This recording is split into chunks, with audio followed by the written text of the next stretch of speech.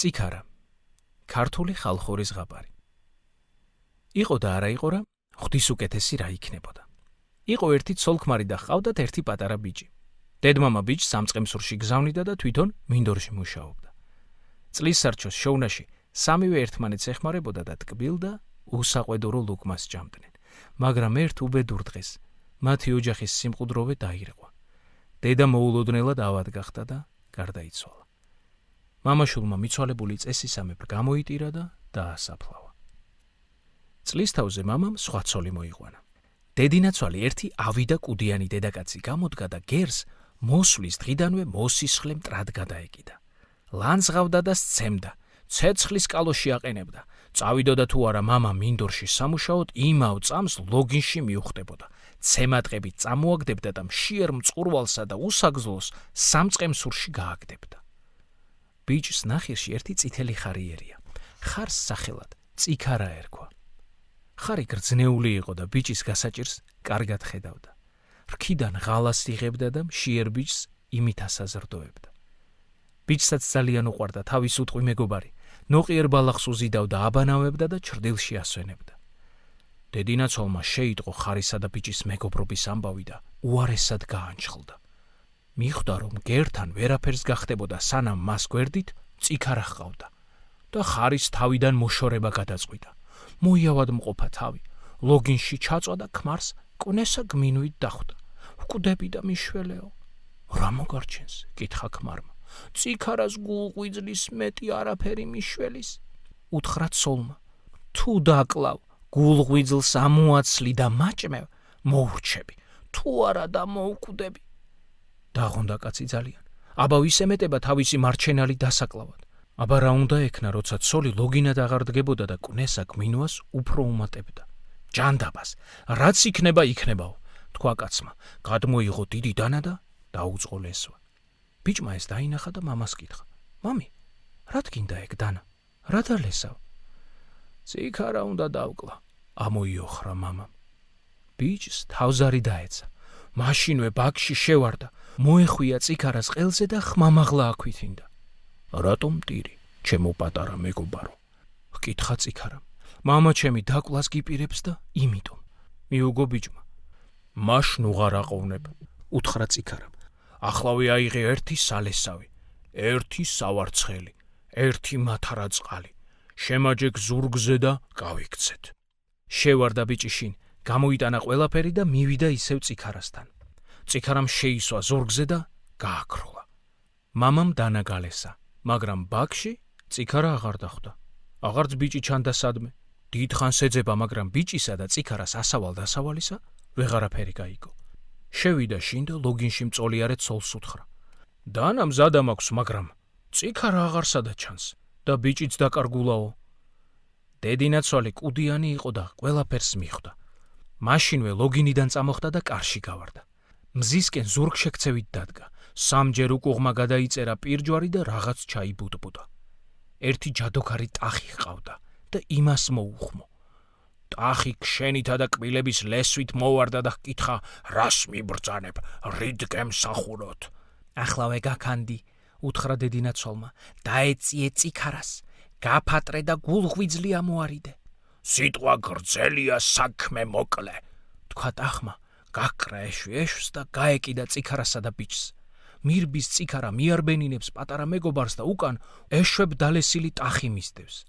ეტყვის წიქარა ბიჭს, მიიხედე უკან, ხომ არაფერი მოჩანს. მოიხედა ბიჭმა და წიქარას უთხრა, შორს ბუზის ტოლად რაღაც მოჩანს. ეგ ტახია, უთხრა წიქარამ, სიკვდილი გვიახლოვდება, გადაღვარე მათარა. გადაღვარა ბიჭმა მათარა და გაჩნდა საშინელი ზღვა. ხელავს ზღვა, მთისოდენა ტალღებს იფაფრავს და ყველაფერს წალეკვას უქადის, მაგრამ ტახი არა დაგდებს ტალღების ცემას, მიაპობს ზვირთებს და მიცურავს. ცურვაში საკმაოდ დრო გავიდა. ამ ხნის მანძილზე წიქარამ და ბიჭმა კარგა გრძელი მანძილი გაირბინეს, მაგრამ ტახი მაინც წამოეწიათ. კიდევ უთხრა წიქარამ ბიჭს, უკან მიიხედე, ხომ არაფერი მოჩანს. ბუზის ტოლად რაღაც მოჩანს, უთხრა ბიჭმა. ისევ წამოგვეწია ეგ წეული, თქვა წიქარამ და ბიჭს უთხრა, სავარცხელი გადააგდე. გადააგდო ბიჭმა სავარცხელი და უცბად ისეთი ხშირი ტყე აიყარა, რომ შიგ თაგვიც ვერ გაძვრებოდა. კაფავს ტახი ტყეს ეშვებით, აწვენს ხეს ხეზე და მიიწევს წინ. როგორც იქნა გაკაფა ტყე, გავიდა ნაპირში და უფრო გაშმაგებით გაეკიდა. წიქარა სულს არ ითქვამს, მიქრის და მიაქროლებს ბიჭს. კარგა მანძილი რომ გაირბინა, კიდევ უთხრა ბიჭს, მიიხედე უკან, ხომ არ გამოჩნდა ის ჯადოქარი. ბიჭმა მიიხედა და შორს ისევ ბუზის ტოლა წერტილი დაინახა. წიქარამ უთხრა, სალესავი გადააგდეო. გადააგდო ბიჭმა სალესავი და აღიმართა პიტალო მიუწვდომელი კლდე. მიადგა ღორი ამ კლდეს და დაიწყო საფეხურების გამოჭრა. ჭრის ტახი საფეხურებს, გააქვს ეშვებს ღრჭიალი და მიიწევს ზევით. გაჭრა უკანასკნელი საფეხურიც, ის არის უნდა გადავიდეს კლდეს, რომ უცბად ფეხი დაუსხლდა და უბსკრულში ჩაილეწა. გადარჩენილი ბიჭი და წიქარა გავიდნენ ერთ ტრიალ მინდორზე. მინდორში ერთი ისეთი მაღალი ალვის ხე იდგა, რომ კაცი თვალს ვერ შეაწვდენდა. შესვა ბიჭი წიქარამ ხეზე, მისცა სალამური, ერთი სალხინო, მეორე სამწუხარო და უთხრა, მე ახლა საძოვარზე წავალ და თავს იმით ვირჩენ. შენ კი სალხინო სალამური დაუკარი და საჭმელ სასმელი ულევად გექნება. ხოლო თუ რამე გაგიჭირდეს, მაშინ სამწუხარო სალამური დაუკარი და იმავ წამს შენთან გავჩნდები. გამოეთხოვა წიქარა ბიჭს და წავიდა. დარჩა ბიჭი ალვის ხეზე. დაუკრავს სალხინო სალამურს და მთელი მიდამოაცეკვდება. ხეები, ბუჩქები, ბალახი ყველა ერთნაირად ამღერდება და ბიჭს ნაირ-ნაირი საჭმელებით გაწყობილი სუფრა გაეშლება. ცხოვრობს ასე ბიჭი უდარდელად და ლაღად. მაგრამ საუბედუროდ ლხინსა და გართობას ხიფათიც განუშორებლად თანახლავს. ერთხელ ერთმა მეცხვარემ მინდორში ცხვარი შემორეკა. გაიგონა სალამურის ხმა და ძალიან მოეწონა. მიხვა ხმას, მიხვა და ალვის ხეს მიადგა. შეიხედა მაღლა და დაინახა ბიჭი სალამურს უკრავს და თან ნუგბარ საჭმელებს შეექცევა. სალამურის ხმაზე ჭრელ-ჭრელა ჩიტუნებისა და პეპლების გუნდი თავს დასტრიალებს. მეცხვარეს შურით აევსო გული. სალამურის ხელში ჩაგდება მოინდომა და ბიჭს ასწახა. ბიჭუნა, ჩამოდი ერთი ძირს და მაჩვენე შენი სალამური. მინდა გავიგო, რისგან არის გაკეთებული. ბიჭმა ჯერ ჩასვლა დააპირა, მაგრამ უცბად წიქარას ნათქვამი გაახსენდა. არამც და არამც ძირს არ ჩახვიდე და არც სალამური ვისმე საჩვენოო და მეცხვარეს ჩამოსწახა. ვერც ჩამოვალ და ვერც სალამურს გაჩვენებ. მეცხვარეს უფრო გაუძლიერდა შური. შენ თუ ოინი არ გიყო, რაღა კაცი ვყოფილვარო, ჩაილაპარაკა ჩუმად და ხელმწიფესთან წავიდა. შევიდა სასახლეში და მოახსენა. დიდებულო ხელმწიფო, თქვენ სამფლობელოში ამადა ამ ადგილას ალვის ხეზე ერთი ბიჭი ზის და ისეთი სალამური აქვს, რომ იმის ხმაზე მთელი ტყე ბალახი და ნადირ ფრინველიც ეკვლევს. ვინ მისცანება, რომ თქვენს დაუკითხავად ასეთ ჯადო საქმეს აკეთებს? ის ხელმწიფე დიდი ვერაგი კაცი იყო და ლხინსა და მხიარულებას ვერ იტანდა. მაშინვე დაიბარა ნაზირვეზირები და უბრძანა, წადით და ის ბიჭი თავის სალამურიანად აქ მომგვარეთ. უჩვენებ როგორ უნდა უნებართოთ სალამურის დაკვრაო. წავიდნენ ნაზირვეზირები, მიადგნენ ალვის ხეს, მაგრამ ბიჭმა მათაც უარი უთხრა. არ ჩამოვალო. რაქნან ვეზირებმა, ზედ ვეავლენ, ხე გლუვია და ხელმოსაჭიდი არაფერი აქვს. მოჭრან კიდევ და ბიჭი დაიღუპება. დაბრუნდნენ უკან ხელცარიელები და ხელმწიფეს უთხრეს, იმ ბიჭის ცოცხლად შეპყრობა ყოვლად შეუძლებელიაო. ხელმწიფე უფრო განრისხდა და თქვა, ვინც იმ ბიჭს ალვის ხიდან ჩამოსვამს და სასახლეში მომიყვანს, დიდძალ ოქრო ვერცხლს ვაჩუქებ. გაიგო ეს ერთმა კუდიანმა დედაბერმა. მივიდა ხელმწიფესთან და უთხრა, დიდო ხელმწიფე, იმ ბიჭს მე მოგიყვანთ. ოღონდ თქვენ ერთი თხა და ერთი სადგისი მიბოძეთ. აბა ერთი თხა და ერთი სადგისი ხელმწიფეს რა გაუხდებოდა? მისცა მაშინვე და გაგზავნა. წაიყვანა დედაბერმა თხა და მიიყვანა ალვის ხის ძირას. ბიჭს აინუნშიაც არ მოსდის. ზის ალვის ხეზე უკრავს სალხინო სალამურს და თავზე პეპლებისა და ჩიტების გუნდი დააფარფატებს. დედაბერმა ამოიღო სადგისი და დაუწყო თხას ჩხვლეტა. გააბათხა მბღავილი. გაიგონა ბიჭმა თხის კიკინი და დედაბერს ჩამოსწახა. რა შრები, ბებიო, მაგ თხას რა დაჩხავლებ? დაკლა მინდა შვილო და ვერ მომიხერხებია. დედაშვილობას მიყავი სიკეთე, ცოტა ხანს ჩამოდი. ეს ხა დამიკალი და ისევადი. გაბრიყდა ბიჭი. იფიქრა ამ დედაბერს რა ღალატი უნდა ედოს გულშიო და ძირს ჩამოვიდა. საბედნიეროდ სალამურები ხეზე დატოვა. დაუკლა დედაბერს თხა და ის იყო ისევ ხეზე უნდა ასულიყო, რომ დედაბერმა ძილქუშისა შეულოცა და დააძინა. მერე აიყვანა მძინარე ხელში და მიჰგვარა ხელმწიფეს.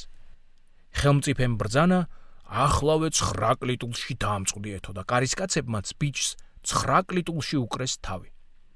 როდის გამოეღვიძა ბიჭს და ხედავს დატყვევებულია. მოაგონდა ყველაფერი. მიხვდა რომ ეს საქმე დედაბერმა მოუწყო და მწარე დადიერდა. ტირილით რომ გული იჯერა, რკინის კულულებიან ფანჯარასთან დაჯდა და ლაჟვარდოვან ცას მიაშტერდა. ამ დროს ცაზე ყვავმა გადაიფრინა. დაინახა ბიჭმა და ასძახა, ყვავო, შენ სამზესა, შენი წყვილი შვილის მზესა, მინდორში რომ ალვის ხედგას, ლაჟვარდ ცას რომ უწდენს წვერსა, იქ სალამურები დამრჩა, გზას არ აგთხოვ შორს და ძნელსა, წადი და აქ მომიტანე, დავიფიცავ შენ სამზესა.